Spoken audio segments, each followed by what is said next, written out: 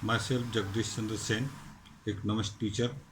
मैं आपको बाजार के विस्तार के प्रभावित करने वाले तत्वों के बारे में बताता हूँ कि किसी भी देश में बाजार विस्तारित कैसे होता है और संकुचित कैसे होता है।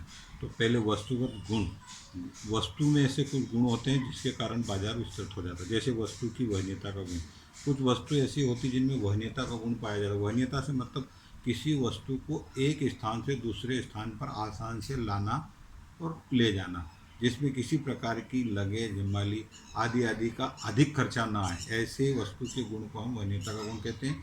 वन्यता से मतलब आसान तरीके से किसी वस्तु को एक स्थान से दूसरे स्थान पर लाना और ले जाना, इसको वन्यता का गुण कहते हैं। जिन वस्तुओं में वन्यता का गुण पाया जाता है ऐसी वस्तु का बाजार विस्तृत होता है, और जिन वस्तुओं में वन्यता का गुण नहीं पाया जाता है ऐसी वस्तु का बाजार संकुचित होता है। दूसरा गुण है ग्रेड और नमूने की सुविधा। कुछ वस्तुएं ऐसी होती हैं जिनको नमूने ग्रेड के रूप में हम बाहर भेज सकते हैं, जिसमें किसी प्रकार का कोई अतिरिक्त खर्चा या किसी प्रकार का लगेज भाड़ा या आदि आदि खर्चा नहीं होता, उसको हम कहते हैं ग्रेड एम नमूने की सुविधा। जैसे रुई, काटन का बाजार। काटन में क्या है, हम 100 ग्राम या 200 ग्राम या आधा किलो रुई किसी पैकेट में पैक करके उसको उसका ग्रेडेशन करके उसको भेज सकते हैं अमेरिका, रूस, जापान।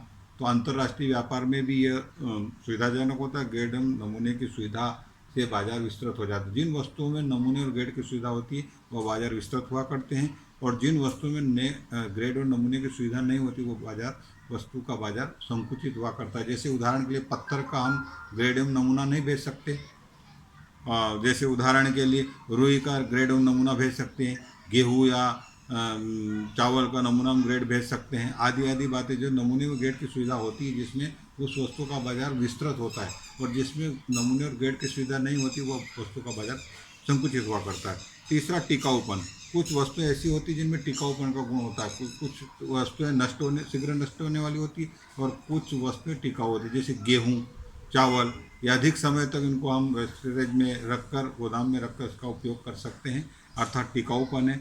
सोना, चांदी, इनमें टिकाऊपन है। मुद्रा में भी टिकाऊपन है, इसको कई दिनों तक हम रख सकते हैं।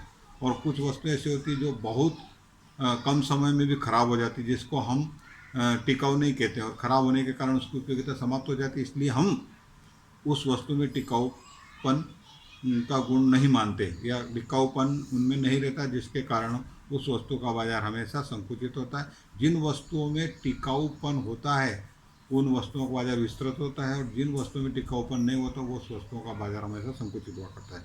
अब अगला है देश की आंतरिक दशाएं। जिस देश की आंतरिक दशाएं जितनी अच्छी होगी उन वस्तुओं का बाजार उतना ही विस्तृत होगा, और जिस देश में देश की आंतरिक व्यवस्थाएं अस्त व्यस्त है उस वस्तु का बाजार हमेशा संकुचित हुआ करता है। जैसे शांति एवं सुरक्षा। जिस देश में, जिस क्षेत्र में शांति और सुरक्षा है वह देश उतना उस देश में बाजार, उस देश में, उस क्षेत्र में बाजार का विस्तार उतना ही विस्तृत होता है।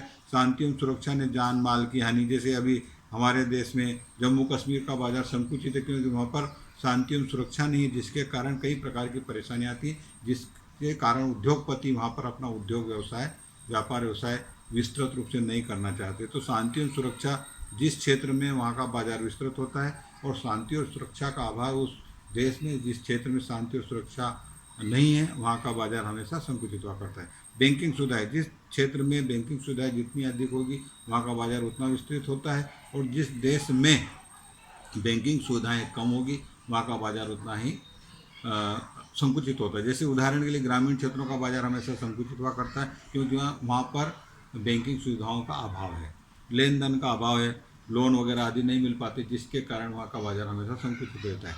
फिर अगला है तीसरा, देश के आंतरिक दशाओं के अंतर्गत परिवहन के साधन। जिस देश में परिवहन के साधन, रेल परिवहन, वायु परिवहन, सड़क परिवहन जितना विकसित होगा उस देश का बाजार उतना ही, उस क्षेत्र का बाजार उतना ही विकसित होता है।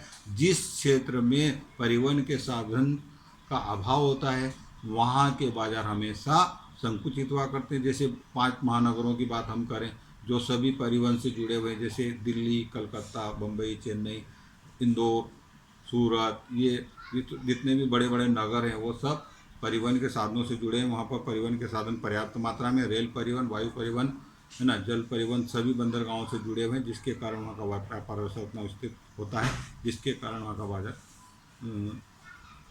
विस्तारित होता है। संचार की सुविधाएं जिस देश में जितनी ज़्यादा है वहाँ का बाजार उतना ही विकसित होता है, और संचार के साधन जिस देश में जितने निम्न स्तर के होते हैं वहाँ का बाजार उतना ही संकुचित हुआ करता है। तो वस्तु के किसी भी बाजार के विस्तार को प्रभावित करने वाले जो तत्व होते हैं उनमें अहम भूमिका वस्तुगत गुण एवं देश की आंतरिक दशा ही इसको प्रभावित करती है। जिस देश में वस्तुगत गुण वस्तु के गुण अच्छे होते हैं तो देश की आंतरिक अच्छी दशाएं जितनी श्रेष्ठ होती है वहाँ का बाजार उतना ही विस्तृत होता है, और जिस देश में ये गुणों का अभाव पाया जाता है वहाँ का बाजार उतना ही संकुचित पाया जाता है। थैंक्स।